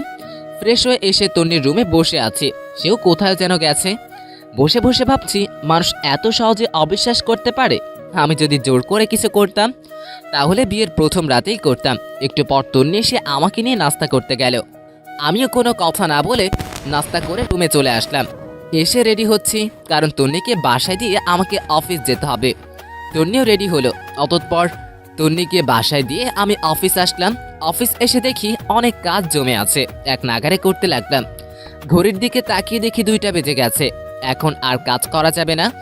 এরপর আমি উঠে নামাজ পড়লাম। নামাজ শেষ করে ক্যান্টিনে গেলাম নাস্তা খাওয়ার জন্য। ঠিক তখনই তন্নির কল আসলো। আমি কলটা রিসিভ করে বললাম, বলো কি হয়েছে। কিন্তু কলটা দিয়েছে বাবা। তারপর বাবা বললেন, তন্নি না, আমি তোর বাবা বলছি। বাবা, এই সময় কল দিয়েছো, কিছু বলবে? তুই এখন কোথায়? ক্যান্টিনে এসেছি নাস্তা করার জন্য। নাস্তা করার দরকার নেই, তুই বাসায় চলে আয়, একসাথে খাবো। কিন্তু বাবা, পুরোটা বলতে না দিয়েই। কোনো কিন্তু না, তোর সাথে কথা আছে। আচ্ছা ঠিক আছে, আমি আসতেছি। এরপর আমি বাসায় চলে গেলাম। বাসায় গিয়ে দেখি সবাই খাবার টেবিলে বসে আছে, মনে হচ্ছে আমার অপেক্ষাই করছে। আমি গিয়ে মায়ের পাশে বসলাম। খাওয়া দাওয়া শুরু হলো। ঠিক তখনই বাবা বলতে শুরু করলো, তোকে যে বলেছিলাম আমরা গ্রামের বাড়ি যাব, তোর মনে আছে? তোর দাদুর কবর পাকা করব। মনে আছে, কিন্তু বাবা। কিন্তু কি? আমি কোথাও যেতে পারবো না। আরে তুই আমার সাথে যাবি কেন? তোরা তো ঘুরতে যাচ্ছিস। না বাবা, আমরা কোথাও যাচ্ছি না। দরকার হলে তন্নিকে তোমাদের সাথে নিয়ে যাও। দেখলাম তন্নি আমার দিকে আর চোখে তাকিয়ে আছে। তারপর মা বললেন, এটা কেমন কথা? তুই না কালকে বললি তোরা ঘুরতে যাবি? বলেছিলাম, কিন্তু এখন যাব না, আমার কাজ আছে, তাই সব ক্যান্সেল করে দিয়েছি। তারপর বাবা তন্নিকে জিজ্ঞেস করলেন ওনাদের সাথে যাবে কিনা। তন্নি না করে দিল। আমি আর কিছু না বলে সোজা রুমে চলে গেলাম। বিকেলবেলায় আর অফিস গেলাম না। তারপর বিকেলবেলায় সানি আর আয়মানের সাথে আড্ডা দিলাম অনেকক্ষণ। হঠাৎ করে আয়মান আমাকে বলে উঠল, এ অপূর্ব, তন্নি তোকে মেনে নিয়েছে নাকি এখনো পাগলামি করে? আমি টেনশনে পড়ে গেলাম। সত্যি বলবো নাকি মিথ্যা বলবো চিন্তা করতেছি। আমার চুপ করে থাকা দেখে সানি বলল, আমরা সব জানি, তবু তোর মুখ থেকে শুনতে চাই। তাহলে আমরা নিজেরা কিছু করে সব ঠিকঠাক করতে পারবো মনে হয়। সানি আর আয়মানের কথা শুনে একটু শান্তি লাগলো। আসলে বন্ধু ছাড়া কিছু হয় না, যদি হয় স্বার্থ ছাড়া বন্ধু। কারণ বর্তমানে দুনিয়াতে সবাই স্বার্থ খোঁজে, খুব কম মানুষই আছে তারা স্বার্থ নয়, বন্ধুত্বের ভালোবাসাকেই প্রাধান্য দেয়। তারপর আমি পুরো ঘটনা তাদের দুজনের মাঝে শেয়ার করলাম। এরপর আমি সানিকে বললাম, এই সানি, ফারিহাও তো আমাদের বন্ধু, তুই যে ফারিহাকে বিয়ে করেছিস সে কি তোর সাথে এমন করে? আরে না, ও আমায় অনেক কেয়ার করে। আরে সানি তো বাসরাতে হেয়াল মেরে ফেলেছে। এই কথা বলে সবাই হাসাহাসি শুরু করলাম। কিছুক্ষণ পর আয়মান আমাকে বলল, অপূর্ব শোন, একটা বুদ্ধি দেই, আমার ধারণা আশা করি 100% কাজে দেবে। আরে তাড়াতাড়ি বল। তুই আজ থেকে তন্নির কোনো কেয়ার করবি না, ওকে সবসময় এড়িয়ে চলবি, খারাপ ব্যবহার করবি, দেখবি সোজা হয়ে গেছে। আরে না, এটা কি করে হয়? আমি তো ওকে অনেক ভালোবাসি। আরে বেটা, ভালোবাসি বললে তো লাভ হবে না, ওর মনে ভালোবাসা আনতে হবে। আচ্ছা দেখি কি করা যায়। এরপর আরো কিছুক্ষণ আড্ডা দিয়ে আমি বাসায় চলে আসলাম। রুমে ঢুকলাম, সাথে সাথে তন্নি প্রশ্ন করা শুরু করলো, কোথায় ছিলি এতক্ষণ? অফিসে ছিলাম। অফিস কি 12টা পর্যন্ত হয় নাকি? সেটা তোর না জানলেও চলবে। আর আমি কি করব না করব, কোথায় যাব না যাব, তোকে বলতে হবে নাকি? আমাকে বলতে হবে না, এত রাত পর্যন্ত জেগে থাকতে আমি পারবো না। তোকে জেগে থাকতে কে বলেছে? তুই ঘুমা। তুই আমার সাথে এইভাবে কথা বলতেছিস কেন? কিভাবে বলছি? সারাদিন অফিস করে আসছি, বিরক্ত লাগছে এখন, তুই যা। ও, এখন তো বিরক্ত লাগবেই, তাই না? চুপ করবি নাকি কানের নিচে 2টা দিব? কি, তুই আমাকে মারবি? তোকে মারতে কারো পারমিশন লাগে নাকি? চুপ কর, না হলে লাথি দিয়ে রুম থেকে বের করে দিব। দেখলাম তন্নির চোখ মুখ লাল করে শুয়ে পড়ল। মনে মনে আয়মানকে ধন্যবাদ দিলাম। আসলে আপনারা যেমনটা দেখেছেন, বাস্তবে আমি তেমনটা নই। এমন ব্যবহারের মাধ্যমে যদি তন্নি ভালো হয়, সেজন্য এমনই করতেছি। আমি আর কিছু না বলে লাইট অফ করে সোফায় শুয়ে পড়লাম। সকালে ঘুম থেকে উঠে দেখি তন্নি বিছানায় নেই। আমি ফ্রেশ হয়ে নিচে গেলাম, দেখলাম তন্নি আব্বু আম্মুর ব্যাগ গুছিয়ে দিচ্ছে। আমি যাওয়ার পর সবাই নাস্তা করতে বসলাম। ঠিক তখনই মা বলে উঠল, শোন, একটা কথা বলতাম। বলো, কি বলবে? আমার যাওয়ার পর তন্নি একটু ওর বাপের বাড়ি যাবে, তুই একটু দিয়ে আসিস। আমার সময় নেই, যে যাওয়া সে একাই যাবে। আর বাপের বাড়ি থেকে তো কালকেই আসলো। আমরা যাওয়ার পর বাসায় তো কেউ থাকবে না, তুই থাকবি অফিসে, তাই বললাম। দেখো, এত কিছু আমি বুঝি না। ও গেলে একাই যাবে। আমি আর কিছু না বলে নাস্তা শেষ করে উঠে গেলাম। এরপর বাবা মাকে বাস স্টপে দিয়ে আসলাম। বাসায় এসে দেখি তন্নি নেই। তন্নিকে না দেখে কল দিলাম, কিন্তু কল ধরছে না। এবার আমি আর কল না দিয়ে রেডি হয়ে অফিস চলে গেলাম। দুপুরবেলায় ক্যান্টিনে খাবার খেতে গেলাম। তারপরে বাবা মাকে কল দিলাম কত দূর গেছে সেটা জানার জন্য। অনেকক্ষণ কথা বলার পর কলটা কেটে দিলাম। হঠাৎ করে তন্নির কথা মনে পড়লো। আমি এবার তন্নিকে কল না দিয়ে শাশুড়িকে কল দিলাম। হ্যালো, আসসালামু আলাইকুম। ওয়ালাইকুম সালাম। বাবা কেমন আছো? জি, ভালো আছি। আপনারা সবাই কেমন আছেন? আছি, সবাই ভালো। খাওয়া দাওয়া করেছেন? তন্নি কি করছে? এই তো আমরা করতেছি, তুমি করছো? জি। অফিস শেষ করে আমাদের এখানে চলে আসিও, তোমার আব্বু আম্মুর সাথে আমার কথা হয়েছে। কিন্তু? কোনো কিন্তু না, আমি বলেছি তুমি চলে আসিও। আচ্ছা ঠিক আছে। এরপর আরো কিছুক্ষণ কথা বলে কলটা কেটে দিলাম। এরপর সানি আর আয়মানকে কল দিলাম। কল দিয়ে সব কিছু বললাম। ওরা বলেছে এইভাবে চালিয়ে যাওয়ার জন্য। রাত প্রায় 8টা বাজে। আমি ওদের বাসার সামনে গিয়ে পৌঁছালাম। তন্নিকে কল দিব চিন্তা করলাম, কিন্তু দিলাম না। কলিং বেল দেওয়ার সাথে সাথে তন্নি এসে দরজা খুলে দিয়ে গেছে। মনে হয় আমার জন্য ওয়েট করতেছিল। আমি শ্বশুর শাশুড়ির সাথে কথা বলে তন্নির রুমে গেলাম। তন্নি আমার সাথে কথা বলতেছে না। আমি ওয়াশরুমে গিয়ে ফ্রেশ হয়ে আসলাম। কিছুক্ষণ পর শাশুড়ি এসে খাওয়ার জন্য ডেকে গেল। আমিও সোজা নিচে চলে গেলাম। খাওয়া দাওয়া করে ছাদে গেলাম। ছাদে গিয়ে আব্বুকে কল দিলাম এবং অনেকক্ষণ কথা বললাম। কথা বলা শেষ করে রুমে চলে আসলাম। রুমে আসার সাথে সাথে তন্নি অনেক জোরে দরজা লাগিয়ে দিল। ওর এমন কাণ্ড দেখে আমি বললাম, কিরে, এত জোরে দরজা দিলি কেন? তুই এখানে কেন আসছিস? মানে কি? তোর মাই তো বললো। মা বললেই আসতে হবে নাকি? দেখ, বেশি কথা বলবি না। তোকে দেখলেই আমার রাগ হয়। যা শুয়ে পড়। আমার রুম থেকে বের হ। তুই কি আমাকে অপমান করছিস? ধরে নে তাই, তুই আমার রুমে থাকতে পারবি না। ভুলে গেছিস সব সময় আমার রুমে থাকিস অ্যান্ড আমার খাটে। তুই কি যাবি না গলা ধাক্কা দেব? আমি আর কিছু না বলে রুম থেকে বের হয়ে গেলাম। চিন্তা করলাম নিজের বাসায় চলে যাই, কিন্তু এত রাতে যাওয়ার রিস্কি হয়ে যাবে। তাছাড়া শ্বশুর শাশুড়ি খারাপ মনে করবে। আর কিছু চিন্তা না করে সোজা নিচে চলে গেলাম। তারপর অনেকক্ষণ হাঁটাহাঁটি করলাম, সময় যাচ্ছে না কিছুতেই। তারপর গিয়ে গেস্ট রুমের সোফায় শুয়ে পড়লাম। সকালবেলায় শাশুড়ির ডাকে ঘুম ভাঙলো আমার। আমাকে সোফায় দেখে উনি বললেন, কি বাবা, তুমি সোফায় কেন ঘুমিয়েছো? রুমে যাওনি? আমি কিছু বলতে যাব এমন সময় তন্নি কোথা থেকে তার আম্মুকে বলে, আম্মু, তোমার জামাই কি করেছে জানো? কি করছে? কালকে রাতে আমাকে একটা গান শোনানোর জন্য বলছিলাম, সে শোনায়নি, তাই শাস্তি দিয়েছি। আজকে আমার সাথে ঘুমাতে পারবে না। আমি তো পুরো টাসকে খেয়ে বসে গেছি। ফকিন্নি কত বড় মিথ্যা কথা বলল। বাহ, কি সুন্দর নিজেকে বাঁচিয়ে নিল। তারপর শাশুড়ি আমাকে বলল, বাবা, আমার মেয়েটা গান পছন্দ করে, তুমি মাঝে মাঝে ওকে একটু গান শুনিও। আর তুইও সামান্য একটা গানের জন্য বুঝি কেউ রুমে থাকতে দেয় না? আমি দুঃখ ভরাক্রান্ত একটা হাসি দিয়ে ওয়াশরুমে চলে গেলাম। তারপর নাস্তা করে অফিস চলে গেলাম। কিছুক্ষণ পর আমাদের অফিসের কলিগ আমার রুমের সামনে আসলো আর এসে বলল, হ্যালো স্যার, আসতে পারি? আরে আদিবা, আসো আসো। Thanks sir. কিছু কি বলবে? বলছিলাম কি স্যার, আগামী সপ্তাহে আমি একটু বাড়ি যাব, আমার চাচাতো ভাইয়ের বিয়ে। ও আচ্ছা, ছুটি লাগবেই তো? জি স্যার। কতদিন লাগবে? 1 সপ্তাহ হলে ভালো হতো স্যার। আচ্ছা ঠিক আছে, দিলাম, যাও, ভালোভাবে যাবে। ধন্যবাদ স্যার। এরপর দেখলাম আদিবা কিছু বলবে, কিন্তু বলছে না, শুধু ছটফট করছে। তাই আমি তাকে বললাম, কি কিছু বলবে নাকি? আসলে স্যার, একটা কথা বলার ছিল। সমস্যা নেই, বলো। আসলে স্যার, এখানে তো আমার কেউ নেই, আপনাকে বড় ভাইয়ের মতো দেখি। যদি ভাই হিসাবে একটা উপকার করতেন, খুব খুশি হতাম। আরে পাগল নাকি? সমস্যা নেই, কি বলবে নির্ভয়ে বলো। স্যার, অনেকদিন পর বাড়ি যাচ্ছি তো, আব্বু আম্মুর জন্য কিছু শপিং করব। যদি বিকালবেলা আমার সাথে একটু শপিংয়ে যেতেন তাহলে অনেক উপকার হতো। আচ্ছা ঠিক আছে, যাব। ধন্যবাদ স্যার। এই কথা বলে আদিবা তার ডেস্কে চলে গেল। বিকেলবেলায় আদিবার সাথে শপিং মলে গেলাম। ওর বাবা মার জন্য অনেক কিছু কেনাকাটা করলো। অনেক কিছু কেনাকাটার পর আদিবা একটা কসমেটিক্সের দোকানে গেল। আমিও ওর পিছনে পিছনে গেলাম। আদিবার ব্যাগগুলো আমার কাছেই ছিল।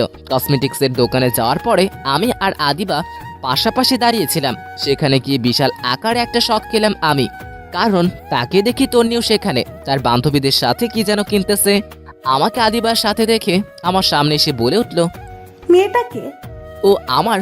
পুরোটা বলার আগেই আমার গালে ঠাস করে একটা চড় বসিয়ে দিল আর চোখ মুখ লাল করে কাঁদতে কাঁদতে দোকান থেকে বের হয়ে গেল। এরপর তন্নির কয়েকটা বান্ধবী এসে আমাকে বলল, ছি ভাইয়া, বাসায় বউ রেখে বাইরে মেয়ে মানুষ নিয়ে ঘুরতে লজ্জা করে না আপনার? তারপর দোকান থেকে সবাই বের হয়ে গেল। লজ্জায় আমার পুরো মুখটা লাল হয়ে গেল।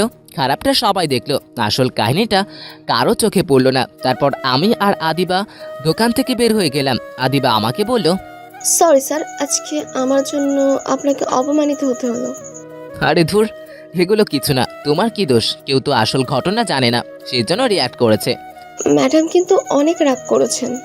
এটা কোনো সমস্যা না, সব ঠিক হয়ে যাবে। স্যার, একটা কথা বলতাম। বলো। ম্যাডামের নাম্বারটা আমাকে দিবেন, আমি বুঝিয়ে বলবো। আরে তুমি কল দিলে আরো বেশি রিয়াক্ট করবে, উল্টো তোমাকে অপমান করবে। সমস্যা নেই স্যার, আপনি নাম্বারটা আমাকে দেন। আর এটা ধরেন। কি এটাতে? স্যার, আপনার বিয়েতে তো যেতে পারিনি, তাই ম্যাডামের জন্য আমার পক্ষ থেকে একটা গিফট। তুমি আবার এটা কখন কিনলে? সেটা আপনার না জানলেও চলবে, আপনি এটা নেন আর নম্বরটা দিন। ধন্যবাদ, এই নাও আমার নাম্বার। তারপর আমি নাম্বারটা দিয়ে দিলাম। গিফটটা নিয়ে আদিবাকে একটা রিকশায় উঠিয়ে দিয়ে আমি বাসায় চলে আসলাম। বাসায় এসে গিফটটা খুলে দেখলাম একটা নীল শাড়ি, অনেক সুন্দর, তন্নিকে অসাধারণ লাগবে। এরপর আমার মাথায় একটা বুদ্ধি আসলো। ফারিহাকে কল দিয়ে সব কিছু বলে দিলাম, কারণ তন্নি আজকে ফারিহার সাথে বিষয়টা শেয়ার করবে।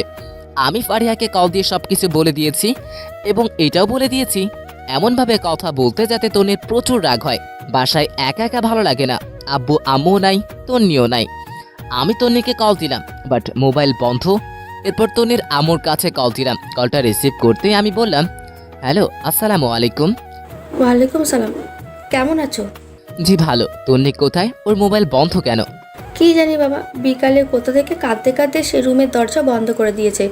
অনেকবার ডেকেছি, দরজা খুলছে না, কিছু খাচ্ছেও না। তোমার সাথে কি কিছু হয়েছে? না, আমার সাথে তো কিছুই হয়নি। তো বাবা আজকে আমাদের বাসায় আসবে না? না, আজকে আর আসবো না। কেন বাবা, বাসায় তো কেউ নেই, এখানে তন্নিও একা, তুমি চলে আসো। না, একটু কাজ আছে। আচ্ছা ঠিক আছে, ভালো থাকবেন, পরে কথা বলবো।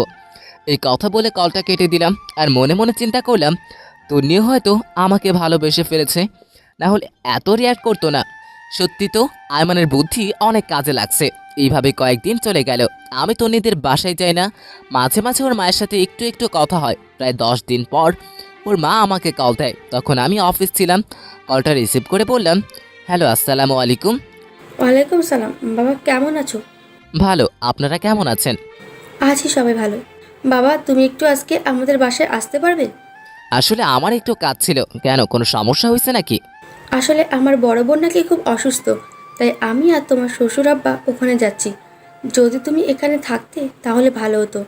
তন্নিকে নিয়ে যান তাহলে। ও যেতে চাচ্ছে না, তাই আমরা একটু টেনশনে আছি। সে একা একা বাসায় কিভাবে থাকবে? যদি তুমি আসতে তাহলে ভালো হতো। আচ্ছা ঠিক আছে, আপনারা যান, আমি সন্ধ্যার সময় আসব। এরপর আরও কিছুক্ষণ কথা বলে কলটা কেটে দিলাম। কেমন জানি খুব খারাপ লাগছে, আজকে অনেক দিন পর ওর সাথে দেখা করতে যাচ্ছি। রাত প্রায় 8টার দিকে আমি ওদের বাসার সামনে গিয়ে গেলাম। কলিং বেল বাজানোর সাথে সাথেই দরজা খুলে দিল, মনে হয় আমার জন্যই অপেক্ষা করছিল। এরপর আমি ভিতরে গেলাম, দেখলাম চোখ মুখ লাল করে বসে আছে, দেখতে বাচ্চাদের মতো লাগতেছে। তারপর আমি বললাম, কেমন আছিস? তুই এখানে কেন আসছিস? আম্মা বলেছে তাই। লজ্জা করে না অন্য মেয়েদের সাথে ঘুরে এখন এখানে আসতে? সেটা আমার ব্যাপার, আমি তো তোর কেউই না, আমাকে নিয়ে তোর এত মাথা ব্যথা কেন? তোর মতো ফালতুকে বিয়ে করাই আমার ভুল হয়েছে, আগে জানলে জীবনেও কবুলই বলতাম না। আমার মাথা গরম করবি না। কি করবি তুই? রাগে আমার পুরো শরীরের লোম দাঁড়িয়ে গেছে। আমি কোনো কথা না বলে সোজা ওয়াশরুমে চলে গেলাম। ফ্রেশ হয়ে এসে দেখি তন্নি নেই, মনে হয় ঘুমিয়ে গেছে। আমি আর তন্নির রুমে গেলাম না, সামনে গেস্ট রুমের সোফায় শুয়ে পড়লাম, কিন্তু ঘুম আসে না। একটু পর আস্তে আস্তে উঠে তন্নির রুমের দিকে গেলাম, দেখলাম তন্নি ঘুমিয়ে গেছে। অনেকক্ষণ বাইরে দাঁড়িয়ে থেকে ওকে দেখলাম। আহারে বেচারা, হঠাৎ করে খেয়াল করলাম ওর পুরো শরীর কাঁপতেছে। আমি তাড়াতাড়ি রুমে ঢুকে গেলাম, কপালে হাত দিয়ে দেখি জ্বরে পুরো শরীর পুড়ে যাচ্ছে। আমি তো টেনশনে পড়ে গেলাম, কি করব না করব কিছুই বুঝতে পারছি না। পরে কিচেন রুম থেকে একটা বল নিয়ে এসে মাথায় জলপট্টি দিলাম অনেকক্ষণ, কিন্তু কিছুতেই কমছে না। এরপর এক বালতি পানি নিয়ে এসে ওর মাথায় দিলাম। প্রায় 2 ঘন্টা পানি দেওয়ার পর ওর জ্বর কিছুটা কমলো।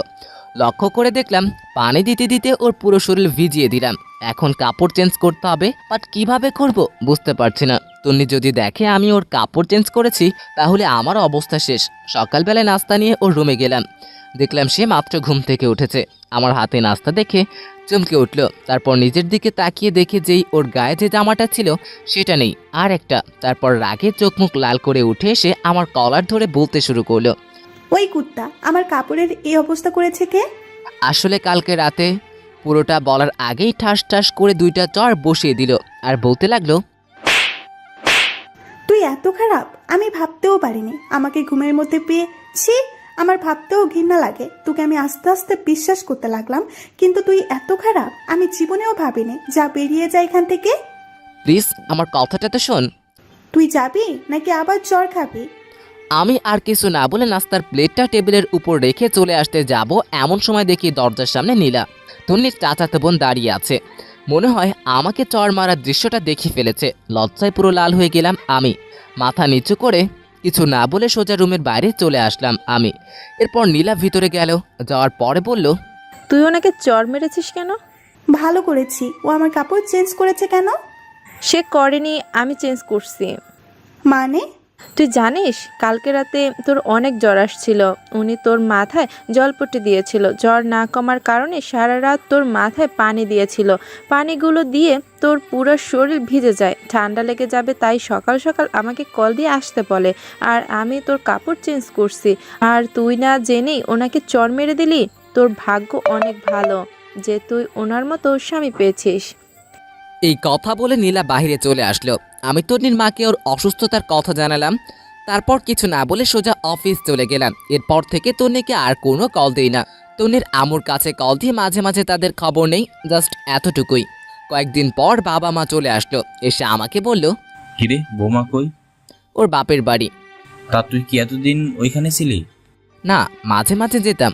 চুপ কর বেয়াদব, তুই কি ভাবছিস আমি কোনো কিছু খবর রাখি না? ঘরে বউ রেখে অন্য মেয়ে নিয়ে ঘুরতে লজ্জা করে না? বৌমা আমাকে সব কিছু জানিয়েছে। বাহ, ফকিন্নি নিজের দোষ না স্বীকার করে আমাকে ফাঁসিয়ে দিল। জানি এখন সত্যি কথা বললে বাবা বিশ্বাস করবে না, তাই বলেও কোনো লাভ নেই। এরপর বাবা বললেন, এখন ওদের বাসায় যা, আর তন্নিকে তোর সাথে করে নিয়ে আয়। কিন্তু বাবা এখন তো পুরোটা বলতে না দিয়ে, কোনো কিন্তু না, যেটা বলছি সেটাই। এখন তো রাত হয়ে গেছে, এখন কিভাবে আনবো? কালকে সকালে নিয়ে আসলে হবে না? গদ্দপ, এখন আনতে কে বলেছে? তুই এখন যাবি, রাত থেকে সকালে নিয়ে আসবি। আমি কিছু বলতে যাব, এমন সময় বাবার দিকে লক্ষ্য করে দেখলাম রেগে আছে। তাই আমি আর কিছু না বলে তন্নিদের বাসার উদ্দেশ্যে রওনা দিলাম। রাত প্রায় 9:30। আমি ওদের বাসার সামনে গিয়ে দাঁড়িয়ে আছি। কলিং বেল দেওয়ার সাথে সাথে তন্নির মা এসে দরজা খুলে দিল। তারপর বলল, বাবা আসছো? পথে কোনো সমস্যা হয়নি তো? না, কোনো সমস্যা হয়নি। আচ্ছা বসো, খাওয়া দাওয়া করে নাও। তন্নি বসে আছে, আমি কিছু বলছি না, সেও বলছে না। খাওয়া দাওয়া শেষ করে রুমে চলে গেলাম। গিয়ে একটা চেয়ারের উপরে বসে আছি। কিছুক্ষণ পর তন্নি এসে দরজা লাগিয়ে দিল আর আমাকে বলল, সরি। কেন সরি? সেদিন রাতের ঘটনার জন্য আমি ভাবছি তুই আমার সাথে। থাক, বলতে হবে না, আমার কপালে ওগুলো ছিল। তুই ঘুমা, সকালে তাড়াতাড়ি যেতে হবে। তুই কোথায় ঘুমাবি? আমাকে নিয়ে তোর চিন্তা করতে হবে না, তুই ঘুমা। তুই খাটে ঘুমা, আমি নিচে ঘুমাবো। কেন, তোর চোর খাওয়ার জন্য নাকি তোর কাছে অপমানিত হওয়ার জন্য? তন্নি আর কিছু না বলে শুয়ে পড়ল। আমিও একটা বালিশ নিয়ে নিচে শুয়ে পড়লাম। সকালবেলা ঘুম থেকে উঠে ছাদে চলে গেলাম। তন্নিও আমার পিছনে পিছনে আসলো। দেখে মনে হচ্ছে কিছু একটা বলবে, বাট বলতে পারছে না। এরপর আমি ওকে বললাম, কিছু বলবি? তুই কি সত্যি আমাকে ভালোবাসিস? পাগল নাকি, তোকে কেন আমি ভালোবাসবো? মিথ্যে বললাম, দেখিও কি রিয়াক্ট করে। তাহলে এতদিন যে বললি তুই আমাকে ভালোবাসিস? মিথ্যে বলেছি, তোর সাথে থাকা বা কথা বলার কোনো ইচ্ছে আমার নেই। তাহলে আমাকে নিতে আসলি কেন? আব্বু আম্মু বলেছে তাই, না হয় জীবনেও আসতাম না। বাহ, ভালো তো, নতুন কাউকে পেয়ে গেছিস। এখন তো আমার আর দরকার নেই। তোকে দরকার কখনো ছিল না, থাকবেও না। আদিবার সাথে আমি খুব ভালো আছি। এই কথা শোনার পর তন্নি আর কিছু না বলে চোখ মুখ লাল করে কাঁদতে কাঁদতে নিচে চলে গেল। মনে মনে বন্ধু আয়মানকে ধন্যবাদ দিতে লাগলাম, ওর বুদ্ধিটা কাজে লেগেছে। এই রকম জানলে আরও আগে থেকেই এমন করতাম। যাই হোক, কিছুক্ষণ পর আমিও নিচে চলে গেলাম। গিয়ে দেখি তন্নি চুপ করে বসে আছে। ওর বসে থাকা দেখে আমি বললাম, রেডি হয়ে নে, বাসায় যেতে হবে। আমি যাব না, তুই যা। তোর ন্যাকামি দেখার টাইম নেই আমার। আদিবা অপেক্ষা করছে আমার জন্য, তাড়াতাড়ি রেডি হয়ে নে। বললাম তো আমি যাব না। ওকে, একটু পর নিজেই যাবি। তুই এখান থেকে চলে যা, তোকে যেন এখানে আর না দেখি। চলেই যাব, এখানে থাকতে আসিনি। তুই আর এক সেকেন্ডও এখানে থাকতে পারবি না, এখনই বের হয়ে যা। আমি আর কিছু না বলে নাস্তা না করে ওর বাবা মাকে না জানিয়ে সোজা অফিস চলে গেলাম। বাসায় গেলে বাবা চিৎকার চেঁচামেচি করবে, তাই বাসায় যাইনি, অফিসে কাজ করতেছি। এমন সময় আদিবা আসলো আর এসেই বলল, আসতে পারি স্যার? আরে আদিবা আসো, বসো। ধন্যবাদ। আপনার কি মন খারাপ? আরে না, এমনি ভালো লাগছে না। আমি জানি স্যার, ম্যাডাম আপনাকে কিছু বলেছে। আসলে স্যার, সেদিন যদি জানতাম ম্যাডাম মার্কেটে যাবে তাহলে আপনাকে যেতে বলতাম না। আরে এটা কোনো ব্যাপারই না। এমন সময় বাবা কল দিল। আদিবা উঠে চলে গেল। কলটা রিসিভ করতেই বাবা বলল, তুই এখন কোথায়? অফিসে। আমি তোকে না বললাম বৌমাকে নিয়ে বাসায় আসতে? ও আসবে না বলেছে, তাই আমি অফিসে চলে এসেছি। চুপ কর বেয়াদব, ও আসবে না বলেছে না তুই নিয়ে আসিসনি? মানে আমি কেন নিয়ে আসবো না? চুপ হারামজাদা, তুই নিয়ে আমাকে সব কিছু বলেছে। তোর লজ্জা করে না ঘরে বউ রেখে অন্য মেয়ে নিয়ে ঘুরে বেড়াতে? আরে তুমি এসব কি বলতেছো? সবগুলা মিথ্যা কথা। চুপ কর, তোর নিয়ে আমাকে সব বলেছে। মেয়েটা কখন থেকে কান্না করছে। আমি আর কিছু না বলে কল কেটে দিলাম। ফকিন্নিটা বাবাকে আনিয়ে বানিয়ে কি বলেছে আল্লাহ জানে। নিজে সব দোষ করে, এখন আমাকে ফাঁসাই দিতেছে। বিকেলবেলায় আয়মান কল দিল। কলটা রিসিভ করতেই বলল, কে দোস্ত, কি অবস্থা? মাম্মা কি বুদ্ধি দিলি, তনি তো ফেসে গেছে। আচ্ছা শোন, সন্ধ্যায় তুই আর তন্নি কবে সবে আসিস, কথা আছে। ধুর, আমি তন্নিকে নিয়ে আসতে পারবো না, তোরা বল আসতে। আচ্ছা ঠিক আছে বলবো, তুই অন্তত সাথে করে নিয়ে আসিস। সানি আর রাফিরাও থাকবে। আচ্ছা ঠিক আছে। এরপর কাজ শেষ করে বাসায় চলে গেলাম। বাসায় গিয়ে দেখলাম তন্নি রেডি হয়ে বসে আছে। আমাকে দেখে বলল, আইমান কিছু বলেছে? না, কিছু বলেনি। কেন? কফি শপে যাওয়ার জন্য বলেছে। তো যা, আমাকে বলছিস কেন? তোকেও যেতে বলেছে। আমি যাব না, তুই যা। একসাথে যেতে বলেছে, তুই না গেলে আমিও যাব না। মনে মনে তো আমার মনে লাড্ডু ফুটতেছে। আহা কি আনন্দ, বলে বোঝাতে পারবো না। যাই হোক, বেশি মুড নিতে গেলে একসাথে যাওয়াই হবে না। একটু পর আমি আর তন্নি বের হয়ে গেলাম। এরপর একটা রিক্সা নিলাম। এই প্রথম বিয়ের পর রিক্সা নিয়ে ঘুরতেছি। যখন ওর সাথে ফ্রেন্ড হিসেবে ঘুরতাম কি মজাই না হতো। সব কিছু মনে পড়তে লাগলো। আমি রিক্সার এক পাশে সরে বসে আছি। তন্নি বারবার আমার দিকে তাকাচ্ছে। একটু পর কফি শপে চলে আসলাম। দেখলাম আইমান, সানি, ফারিহা বসে আছে। আমাদের দেখে বলল, বাহ, দুজনে এখন আসার সময় হলো? না রে, একটু কাজ ছিল তাই। বুঝি বুঝি, কি এমন কাজ? তন্নি গিয়ে ফারিহাকে জড়িয়ে ধরলো। এদিকে আইমান আমাকে ইশারা দিয়ে বলতেছে কাজ হচ্ছে। এমন সময় সানি বলল, দোস্ত শোন, আমার একটু কাজ আছে, যেতে হবে। সে কি, মাত্রই তো আসলাম, কফিটা খেয়ে যা। না রে, অনেক কাজ, সময় কম, তাড়াতাড়ি যেতে হবে। আচ্ছা তুই যা, ফারিহা থাকুক। চুপ কর ফাজিল। আচ্ছা তোরা থাক, পরে কথা হবে, আমি গেলাম। এই কথা বলে সানি আর ফারিহা চলে গেল। কিছুক্ষণ পর আইমানও কেমন জানি চটপট করতে লাগলো। ওর এমন কাণ্ড দেখে আমি বললাম, কি রে, তোর আবার কি হয়েছে? আসলে দোস্ত, বাসায় একটা কাজ চলে আসছে, এখনই বাসায় যাওয়া লাগবে। মানে কি, তোদের সবার কাজ আছে, আগে বলতি। তোরা না বললে একসাথে কফি খাবি। এই কথা বলে আইমানও চলে গেল। আমি আর তন্নি বসে আছি। একটু পর কফি আসলো, দুজনে খেলাম। দুজনের নীরবতা ভেঙে তন্নি বলল, একটা কথা বলতাম। বল। অনেকদিন কোথাও ঘুরি না, চল পার্ক থেকে একটু ঘুরে আসি। আমিও কেন জানি তন্নির এই আবদারটা না রেখে পারলাম না।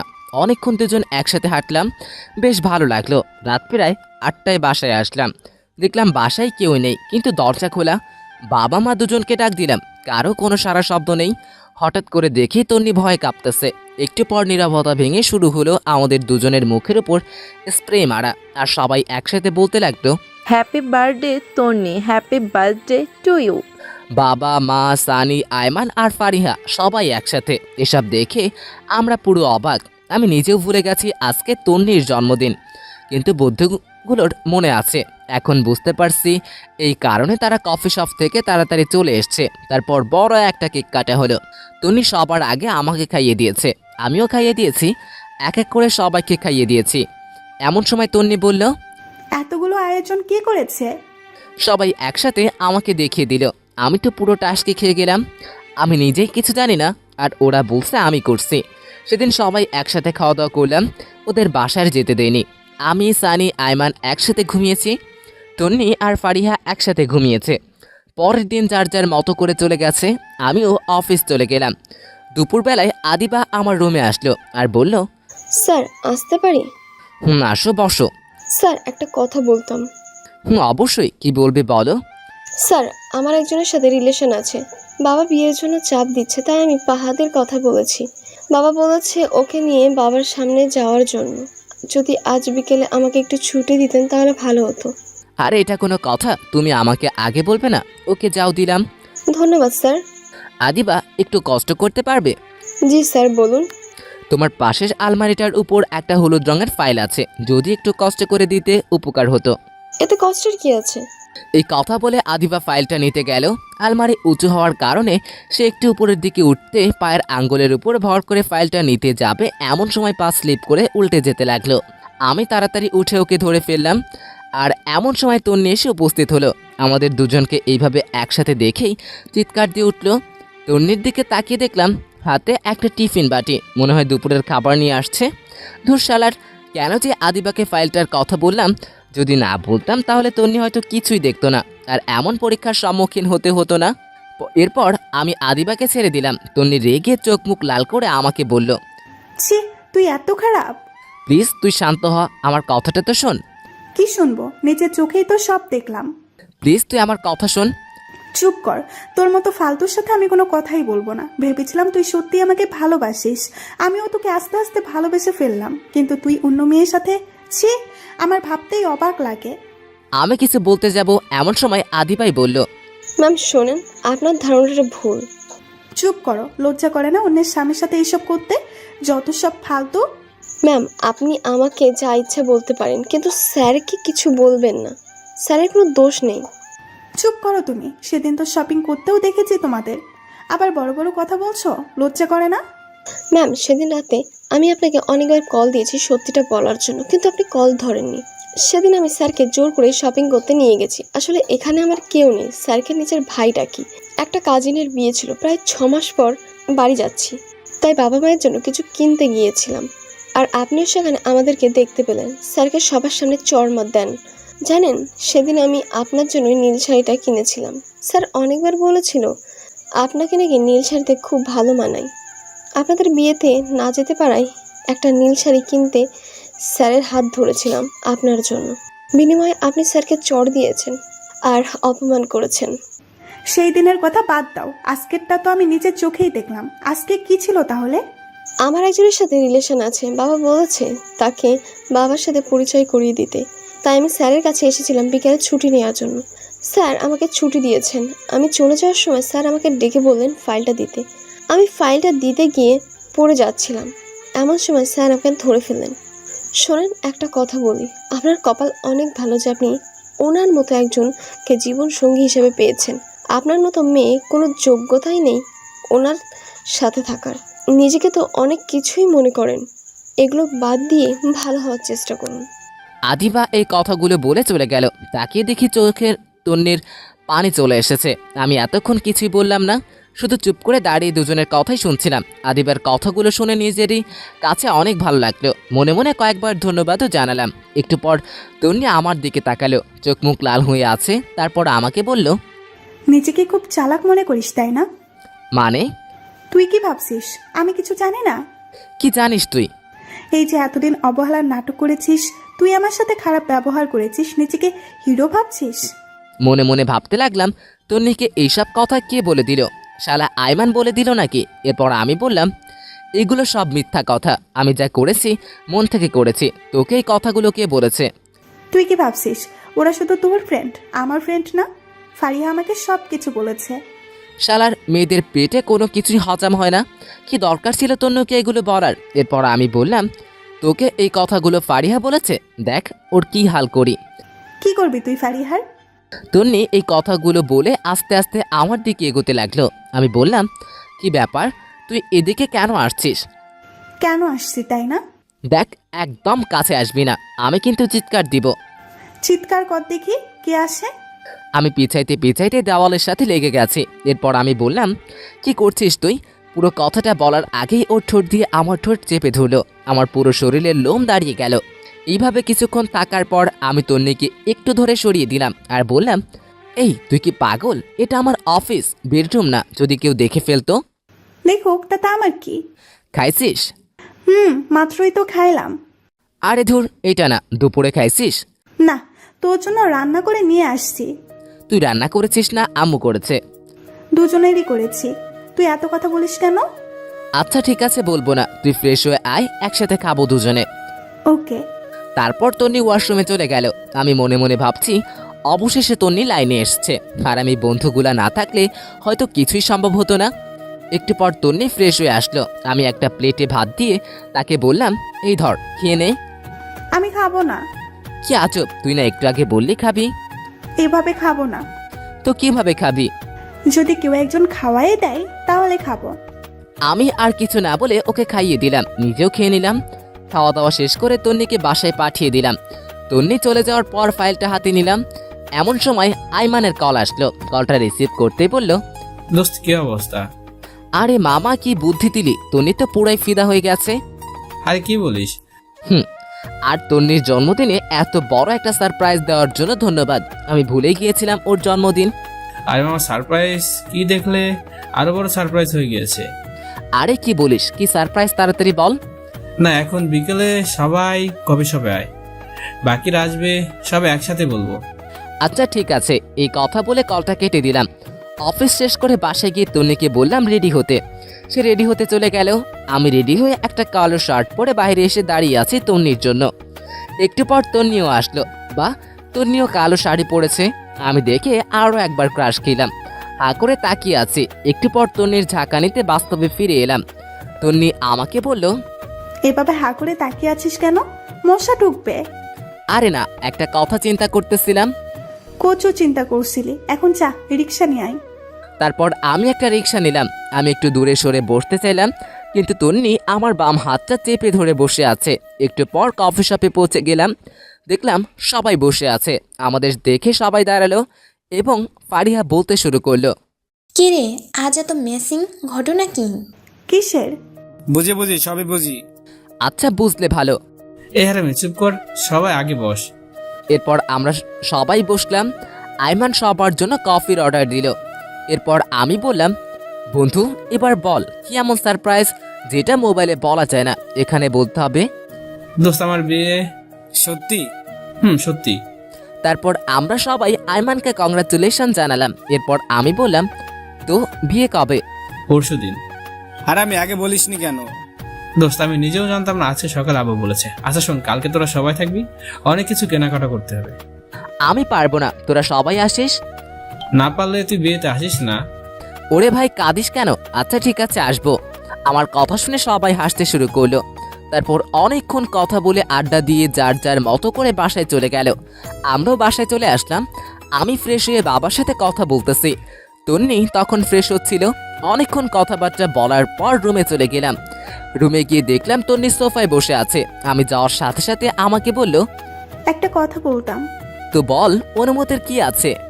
আজকে খাটে ঘুমা, আমার কোনো সমস্যা হবে না। কেন, চোর খাওয়ার জন্য নাকি? দেখ এগুলোর জন্য সরি, তুই খাটে ঘুমা, আমার সমস্যা হবে না। দরকার নেই, তুই খাটে ঘুমা। এই কথা বলে আমি সোফায় ঘুমিয়ে পড়লাম। তন্নি মন খারাপ করে বিছানায় ঘুমিয়ে পড়লো। পরের দিন তন্নির ডাকে ঘুম ভাঙলো। ঘুম থেকে উঠে ফ্রেশ হয়ে নাস্তা করলাম। নাস্তা করে রুমে যাওয়ার পর আইমান কল দিল। কলটা রিসিভ করতে বলল, হ্যালো দোস্ত, কোথায় তোরা? তাড়াতাড়ি আয়, আমরা সব অপেক্ষা করছি। দোস্ত আমি না আসলে হয় না, তন্নিকে পাঠিয়ে দিব। ওকে, আমার বিয়েতে আসিস না। আচ্ছা রাগ করিস না, আসছি। তারপর তন্নিকে বললাম রেডি হতে। দুজনে রেডি হয়ে মার্কেটের উদ্দেশ্যে রওনা দিলাম। একটু পর মার্কেটেও চলে আসলাম। মার্কেটে আসতেই সানি আমাকে বলে উঠল, কি রে হারামি, এত দেরি হলো কেন? আরে বলিস না, তন্নি আটা ময়দা মাখতে মাখতে দেরি করে ফেলেছে। তন্নিকে রাগানোর জন্য বললাম। তন্নি রেগে লাল হয়ে গেল আর বলতে শুরু করলো, কি আমি আটা ময়দা মাখি? ওই হারামি, তুইও তো ঘুম থেকে উঠতে দেরি করছিস, এখন আমার দোষ দিতেছিস তাই না? এই তোদের ঝগড়া বন্ধ কর, দেরি হয়ে যাচ্ছে। আচ্ছা চল কেনাকাটা শুরু করি। শুরুতে সবাই একটা স্বর্ণের দোকানে গেলাম। তন্নি আর ফারিহা দুজনে আইমানের বউয়ের জন্য গয়না পছন্দ করতেছে। অনেক ঘাটাঘাটির পর অনেকগুলা জিনিস কিনলো। তন্নি একটা নেকলেস নিয়ে বারবার নিজের গলায় জড়িয়ে দেখতে লাগলো। আমি সেটা খেয়াল করে দেখেছি, মনে হয় ওর নেকলেসটা পছন্দ হয়েছে, কিন্তু কিছুই বলছে না। যারা কষ্ট করে গল্প পড়ে লাইক কমেন্ট করে উৎসাহিত করেন তাদের প্রতি অন্তঃস্থল থেকে ভালোবাসা রইল এবং অনুরোধ রইল সব সময় গল্প পড়ে লাইক কমেন্ট করে পাশে থাকবেন। ভালোবাসা অটুট থাকুক যুগ থেকে যুগান্তর। তন্নি আমার দিকে বারবার তাকাচ্ছে। আমিও দেখে না দেখার ভান করে সানির সাথে কথা বলতেছি। এরপর সবাই একটা শাড়ির দোকানে গেলাম। শাড়ির দোকানে গিয়ে সবার জন্য শাড়ি কিনলো। আইমানের মা, বোন, খালা আরো অনেকের জন্য কিনা হলো। কিছুক্ষণ পর তন্নি একটা নীল শাড়ি নিজের গায়ে জড়িয়ে আমাকে বলল, এই অপূর্ব, বল। শাড়িটা খুব সুন্দর তাই না? আমাকে ভালো মানিয়েছে। তো এখন কি করব? না এমনি বললাম। বা ফকিন্নি সবকিছু ঠিক করে নিয়েছে। দাম দেওয়ার জন্য আমাকে এই কথাগুলো বলেছে। আর তন্নিকে এই শাড়িটায় বেশ বানিয়েছে। আমি দোকানদারকে বললাম শাড়িটা একটা আলাদা প্যাকেট করে দিতে। তন্নির মুখে এক রাজ্যের হাসি দেখলাম। কিছু না বলে তাড়াতাড়ি ব্যাগটা হাতে নিয়ে বসে আছে। আরো অনেক কিছু কেনাকাটা করার পর সবাই বাসার উদ্দেশ্যে রওনা দিলাম। আমরা সানি আইমানের কাছ থেকে বিদায় নিয়ে একটা রিক্সা নিলাম। একটু পথ যাওয়ার পর রিক্সাওয়ালাকে বললাম, মামা একটু দাঁড়াবেন? এই তোর আবার কি হলো? তুই বসে থাক, আমি একটু আসছি। এই কথাটা বলে আমি আবার মার্কেটে গেলাম। গিয়ে তনির পছন্দ করা নেকলেসটা কিনে নিলাম। দাম বেশি হয় ক্যাশ টাকা দিতে পারিনি। দোকানদারের বিকাশ নাম্বার নিয়ে কলিগকে দিয়ে বিকাশের টাকা পাঠিয়ে দিলাম। এরপর রিক্সায় আসলাম। রিক্সায় বসতেই তনি বলে উঠল, কিরে কোথায় গিয়েছিলি? সেটা তোর না জানলেও চলবে, মামা চলেন। কিছুক্ষণ পর বাসার সামনে চলে আসলাম। বাসার সামনে এসে আমি তন্নিকে উপরে পাঠিয়ে দিলাম। রিক্সা ভাড়া দিয়ে আমি উপরে গেলাম। দেখলাম তন্নি রুমে নেই, মনে হয় ওয়াশরুমে গেছে। আমি নেকলেসটা ওর ড্রয়ারে রেখে দিয়েছি। একটু পর তন্নি ওয়াশরুম থেকে বের হলো, খুব হাসি খুশি লাগছে। তারপর নিচে গিয়ে খাওয়া দাওয়া করে আগের দিনের মতো সোফায় শুয়ে পড়লাম। তন্নি কিছু বলতে গিয়েও বলেনি। পরের দিন আইমানের বিয়ে। সকাল থেকে শুধু কল দিয়ে যাচ্ছে। আমি ঘুম থেকে উঠে দেখি তন্নি মায়ের সাথে রান্নাঘরে কাজ করছে। কিছু না বলে ফ্রেশ হতে চলে গেলাম। একটু পর নাস্তা করে রেডি হয়ে তন্নিকে বললাম তাড়াতাড়ি রেডি হতে। আমরা বিয়েতে যাব আর অনেক কাজ আছে। তন্নি হ্যাঁ সূচক ইশারা দিয়ে চলে গেল রেডি হতে। আমি বাইরে গিয়ে দাঁড়িয়ে আছি। একটু পর তন্নি রেডি হয়ে আসলো। আমি তো দেখে আবারও ক্রাশ খেলাম, চোখ সরাতে পারছি না। কালকে সেই শাড়িটা পরেছে আর গলায় নেকলেসটা পরেছে, সাথে হালকা লিপস্টিক। ওহ, মাথা নষ্ট করে দিচ্ছে। আমি হাঁ করে তাকিয়ে রইলাম। কিছুক্ষণ পর বুঝলাম কেউ একজন আমাকে ধাক্কা দিচ্ছে আর বলতেছে, কি রে এমন হা করে কি দেখছিস? মনে হয় আগে কোনোদিন আমাকে দেখিসনি। দেখেছি, তবে আজকে একটু অন্যরকম লাগছে। এবার তন্নি আমার কথা শুনে লজ্জায় লাল হয়ে গেল, দেখতে আরো বেশি কিউট লাগছে। এরপর একটা রিক্সা নিয়ে রওনা দিলাম। তন্নি আমার বাম হাতটা চেপে ধরে রেখেছে। একটু পর বলল, ধন্যবাদ। হঠাৎ ধন্যবাদ? এই যে আমার পছন্দের নেকলেসটা কিনে দিলি তাই। এখানে ধন্যবাদ দেওয়ার কিছুই নেই। তুই কি কালকে দোকানে আমায় খেয়াল করেছিলি? একটু একটু। দুজনে কথা বলতে বলতে আবার মার্কেটে চলে গেলাম। এরপর বিয়ের জন্য একটা গিফট কিনলাম। এরপর আয়মানদের বাসায় চলে গেলাম। সারাদিন খাওয়া দাওয়া আর মেহমানদের নিয়ে বিজি ছিলাম সবাই। সন্ধ্যার পরে আয়মান এসে আমাকে বলে উঠল, দোস্ত একটা কাজ করতে হবে। কি কাজ বল? তুই আর তোর নিয়ে আমার বাসর ঘরটা সাজিয়ে দে। কিন্তু পুরোটা বলতে না দিয়ে, কোনো কিন্তু না, প্লিজ দোস্ত না করিস না। সানিকে বাবার সাথে বাজারে পাঠিয়েছি, আর ফারিহা মিলির সাথে আছে। আচ্ছা ঠিক আছে। ওইখানে ফুল আর সব জিনিস আছে। বাবা থাকলে বাবা তোকে বলতো, আমার তো একটু লজ্জা লাগছে, তাই অন্য কাউকে বলিনি। হয়েছে, আর লজ্জা পেতে হবে না, যা আমি দেখতেছি। এরপর তনুকে খুঁজতে লাগলাম। দেখি নতুন বউয়ের সাথে সেলফি তুলছে।